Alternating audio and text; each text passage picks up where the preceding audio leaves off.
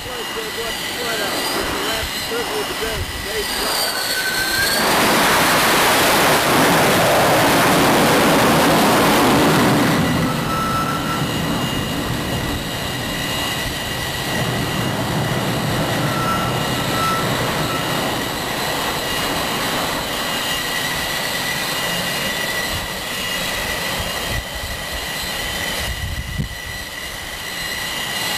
Trip of the 17th. Last recovery of the day. Supposed to be in Musgrave Square on the 20th. Trip left 14. 5 guns, 5 deaths.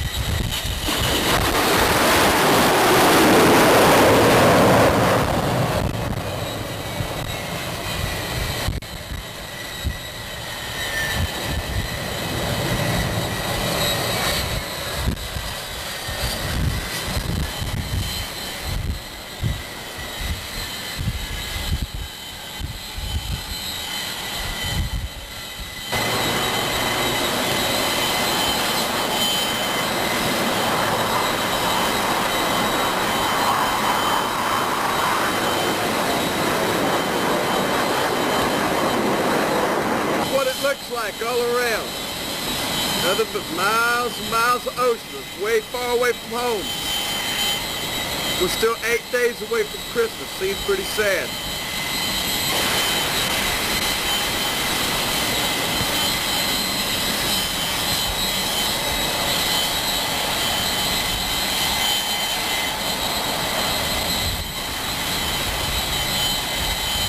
Go. Well, here we are down in our general bomb assembly area. This is 449 on Mike. This is where we build all of our Minor KD series bombs, ranging from 500 pounds to 1,000 pounds in this magazine. And we assemble the big boys, 2,000 pounders down on the 6th deck. We're on the 4th deck right now, and it's about, I don't know, let's see, it's about 2 stories beneath the waterline inside the ship. Just one of the trunks I was showing Mom about. She could look down the trunk, but she's never been able to see inside the magazine. And that's something even very few sailors on board the ship even get to see. I'll go through and show you portions of the weapons, and I'll show you how we assemble bombs. And we've got some that's assembled in the magazine right now that have been up flight ops, and we'll probably send them up again tomorrow. We've got inert weapons in here, which are blue, and live weapons, which are an olive drab color with yellow bands around the nose. That indicates high explosive permanently protected weapons. I'll go ahead and show you through the magazine, and I want to show you some other stuff later on in the tape about our berthing area and what it looks like to live in a little tuba. Alright, This is our forklift that can drive our ammunition around the magazines with. It has a capacity of 4,000 pounds, and we can just about do donuts on top of the dime with it. Alright, it's very versatile.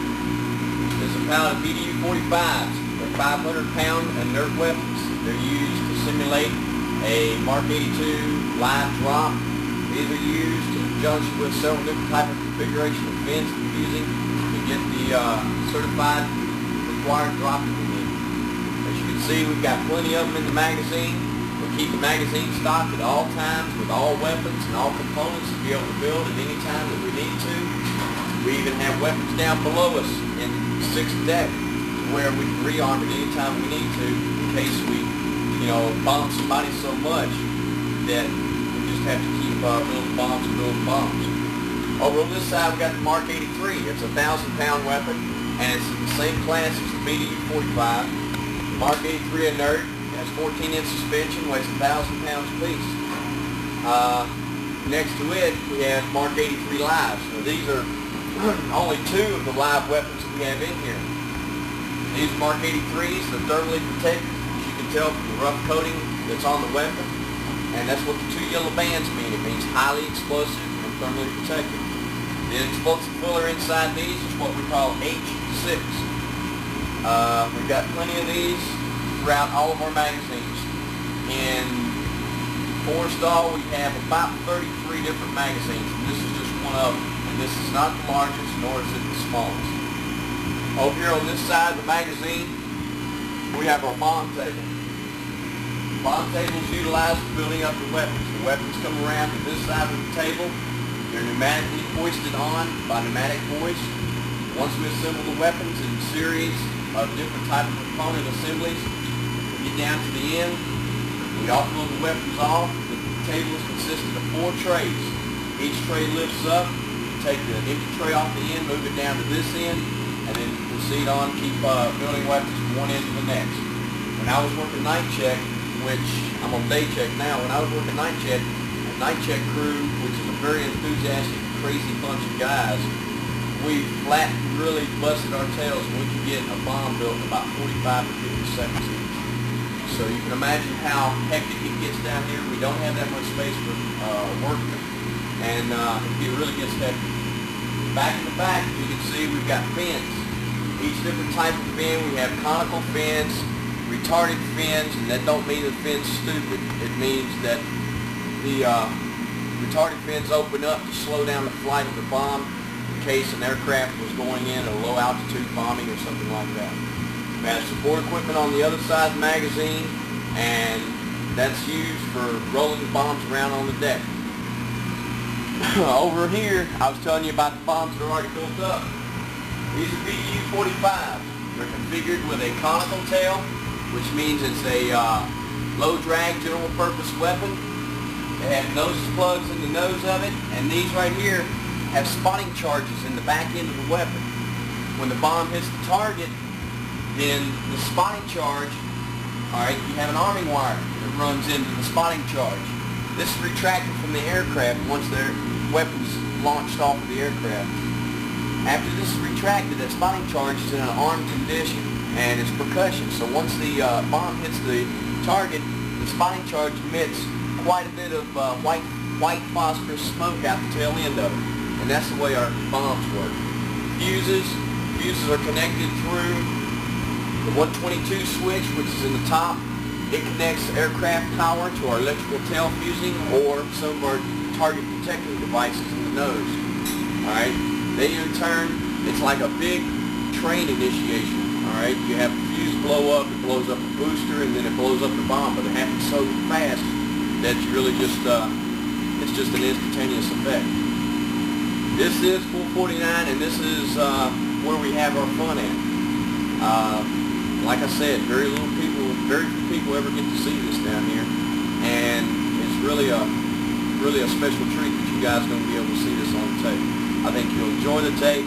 Flight ops went well. I reviewed flight ops, and I'll try to review the whole tape before we're done with it. But I think you'll enjoy it. It's a special item. I don't get to do it often. And by the way, I got the camera from Special Services for $2 rental.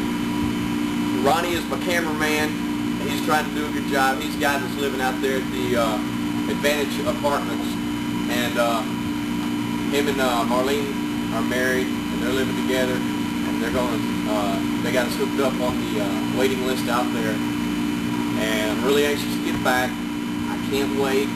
I told you in my letters and on the phone how homesick I am, and it's really different from the last cruise, because not only am I not home for the holidays, but I'm not home to be where I want to be. I got a good taste of Nashville to leave for 2 weeks, and that just made everything worse.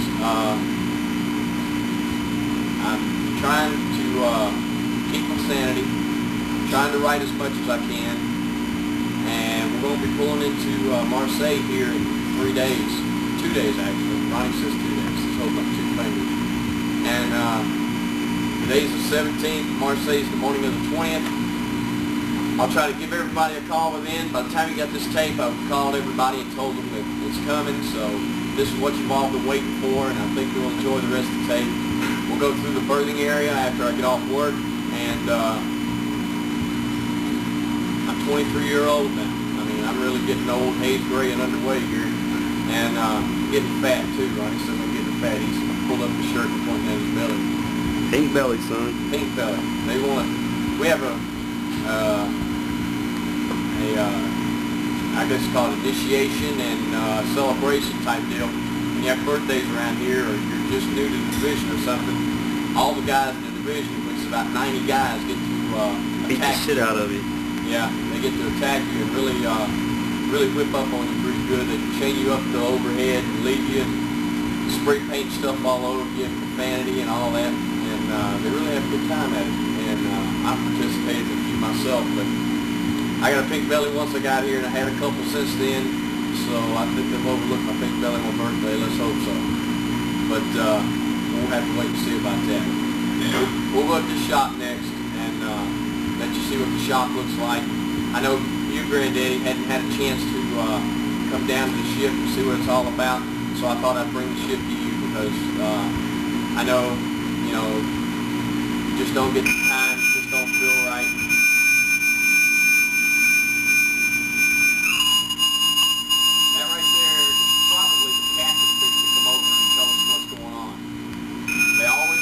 Irritating whistles every time they have to announce anything. Drills, mail call, which we don't mind.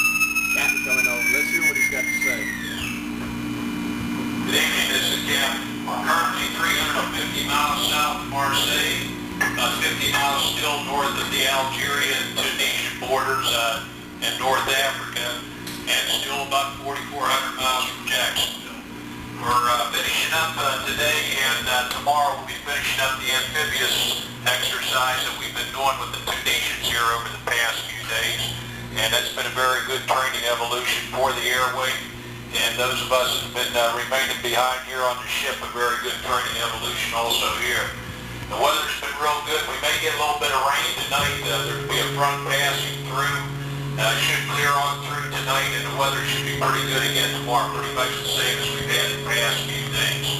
Tomorrow afternoon, late about 1800 or so, early tomorrow evening, we'll start heading back north up towards the Marseille, France area. That we will still plan on entering there on 6900 on Wednesday the 20th. We'll be in there tying up the pier, and Liberty will commence somewhere approximately noon on Wednesday the 20th, about 3 days from now.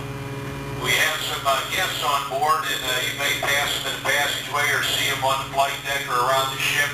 And if you do, say hi to them and welcome aboard. The first group that we have about a half dozen French officers and enlisted men from the French Navy who are on board. They're from the French carrier Oeser, and they're on board to work with us up here on the flight deck in preparation of sea trials that they'll be having on their carrier Oeser this February with the FNA-18.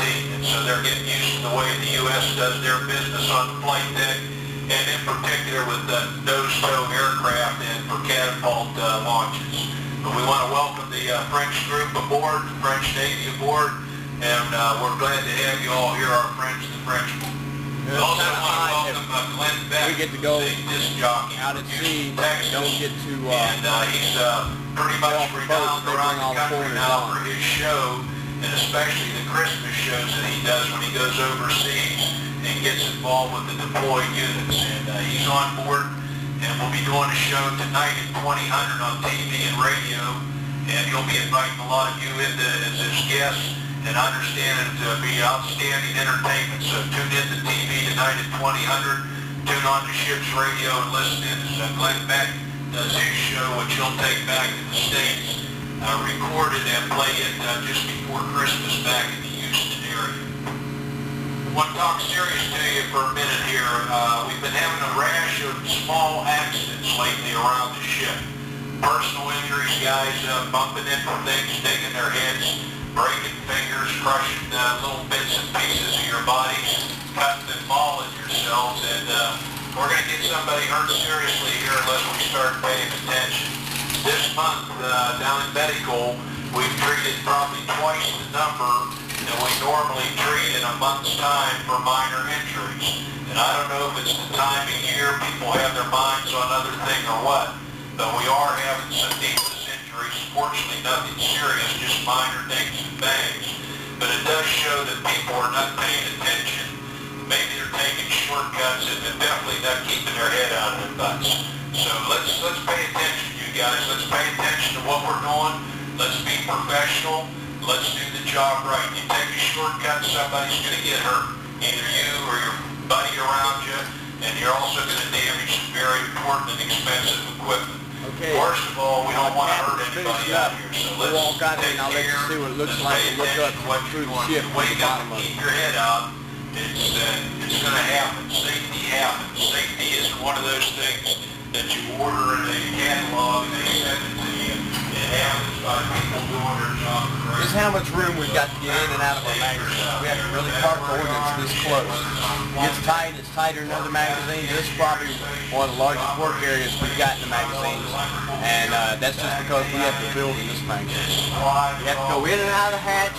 Each hatch is watertight in case we had a space flood in the bottom.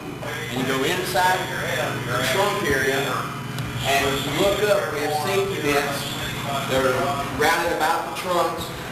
They go all the way up and all the way down. We're on the 4th deck, and we're going to go up to the 2nd deck from here. Ronnie's showing you a picture to look down. You can see the scuttle closed on the hatch on the 5th deck, and it goes down one more deck other than that. This is how we get to and from work every day. It's really a strange environment, and I'm sure there's not too many people that envy us from here. But it's kind of unique. All right, when we pick up, we'll pick up in the shop, and we'll do a few shop shots, and you can see some of the guys that work up in the shop, and they'll probably be acting a few weird ones. You may see a fight. You may see people get very profanitized. So just bear with us. Sailors get like that sometimes. Yeah. Okay, we'll walk through the mess decks, we'll walk our way back up to the shop, and I'll show you where we work. That's where we play, and that's where we play our computer games that I make up every time. Cap's still talking, so you'll see a lot of activity throughout the show. Zone inspection tomorrow. Trying to get ready for the work session.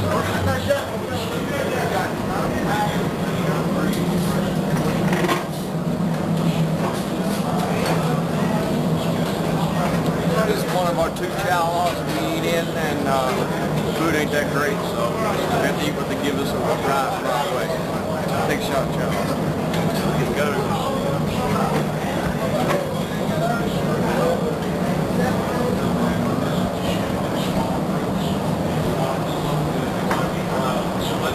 This is our door. This is what we consider the caca.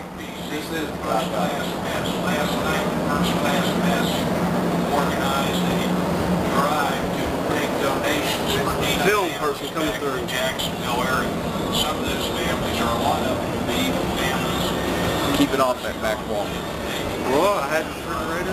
No, keep it off the back wall. This is our shop. This is where about 45, 50 of us work. It's not that big. That's why we have so many magazines to hang out in. The guys go down there, they write their letters there, they sleep there, they play there, and they get hurt there.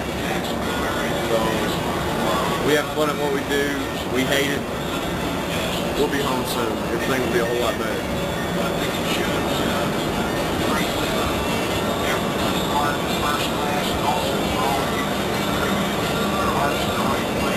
As you can tell, we're all nice and neat. Okay, guys, this is the berthing. This is my rack.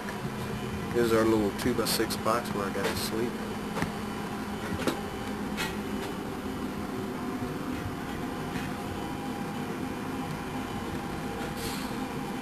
See what I got up on the wall. This is for the Nashvillians. Let them know who the Winston Cup champion really should be. Darryl Waltrip fans. And of course, a snapshot of one of the races. Hope everybody recognizes the people in this picture. Keep everybody nice and close when I'm in my rack. That way I feel kind of wanted. Sandy, this is a picture of you in the bowling alley. Can't really see it that good. It's kind of blurry. It's one of my speakers. I got my speakers hooked up to my CD player. It's nice to have. Everybody recognizes this little fella. They have pictures all over the place of him. He's a character. And then there's 3 characters in this picture. Can't really tell them now, it's kind of fuzzy. That's Ronnie and Sandy and Janet. That's the whole crew. Of course, the Darryl Waltrip car again. Anyway, my rack is about 6 feet long, 2 feet wide, about 2 feet high. And that's it. And the space underneath it is that deep. And that's all I've got for storage. I've got that. And I've got a little locker on the other side. And stand-up lockers. Everybody has stand-up lockers along with the rack lockers.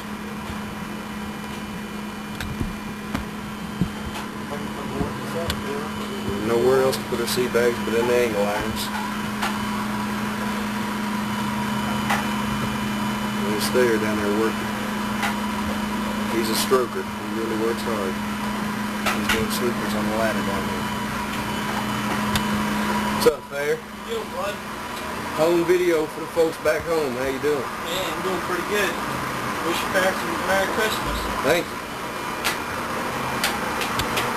Everybody's trying to stay in the Christmas spirit around here. Doesn't happen too often. It's kind of hard when you're away from everybody all the time. Let's go back here and see what Ronnie's doing. He sleeps on this side of me. Ronnie, what's up? Working out. Working out. Uh-oh. A little ambition here. This is my cameraman. As you can see, we have no space for workouts, so he works out by his rack. At least he has the decency to go take a shower before it rolls over into his rack. So tell me, Ronnie, how's it feel to be going up for the Olympic champion here?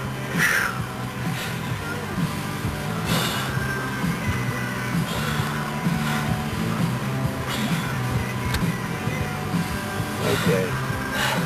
That's the nudity for today. I'm getting beat. You got a little workout chart you log everything on or something? 205 right there. He's my cameraman. I'll have him take some more pictures of everything. Everything's complete. He's trying to use that lose that pot belly that he's got. Let's get a zoom in on that. Let's don't. Can we do? Offense. And everybody recognizes this high-speed piece of garment here. That's my high-speed easy road.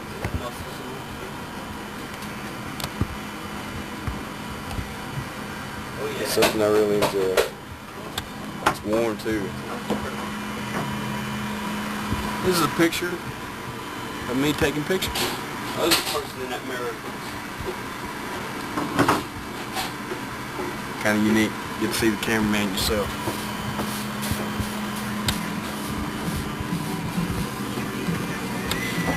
Alright, we'll cut it for now. We'll take some more pictures when Ronnie gets done working out. If he can hold the camera up after all this exercise. Sure can. Show you, this is a quick taste of what limited space is inside the locker.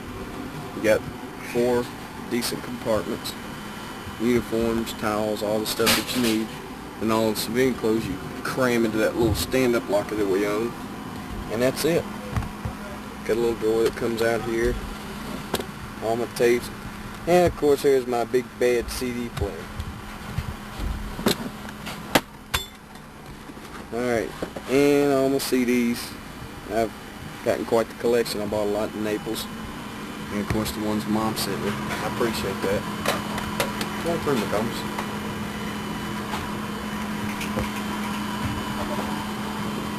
Get a close up of Ronnie acting crazy.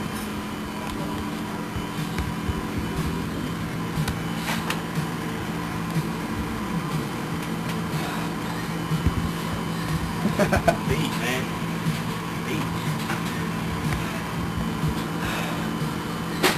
Off my belly. No, I ain't on your belly. That's about it for now. Okay. Talk to you a little bit before I get this ready to send in the mail. Got 116 days left.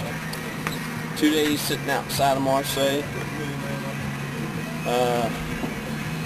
In order to be a decent Liberty port, we're going to pull pierside for the first time, so we won't have to deal with the boats and have a chance of missing our Liberty launches because of bad weather or anything like that. It'll be pierside just like Mayport. I look forward to seeing everybody when I get back. Hopefully I have just as big a welcome committee as I did last year. This cruise has been something else. We're about halfway done with it almost. A little bit more to go. Time's ticking away. And homesickness is shared throughout everybody. And we just try to keep humor going. You know, talk about our families back home and try to look towards the future and keep counting the days off. The more days we count off, the better it gets. So, why don't you go over there and count off the push-ups? You're kidding. I ain't kidding. Push-ups, right.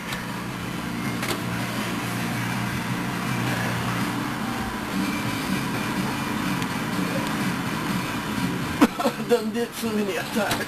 Oh, you only done about 30. Don't let him fool y'all. Look at him, he's out of shape. See, dude, he'll do it too.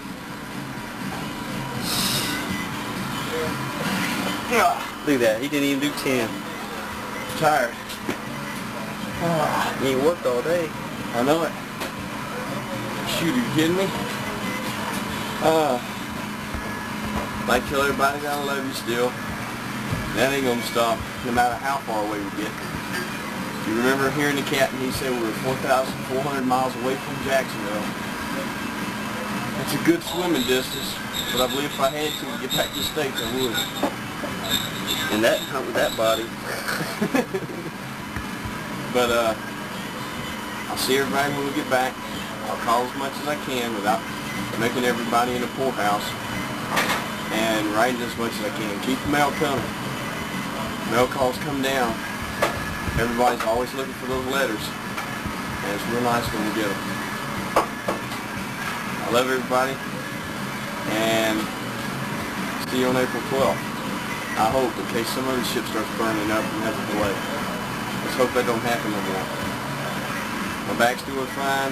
I'm doing fine. I'm looking forward to being home. Take care of each other, and Sandy, you keep doing a good job. I love you, baby. I want you to know I'm proud of what you're doing for everybody in the family. And they're not just gaining a friend. They're gaining a daughter, a granddaughter, a sister, you know.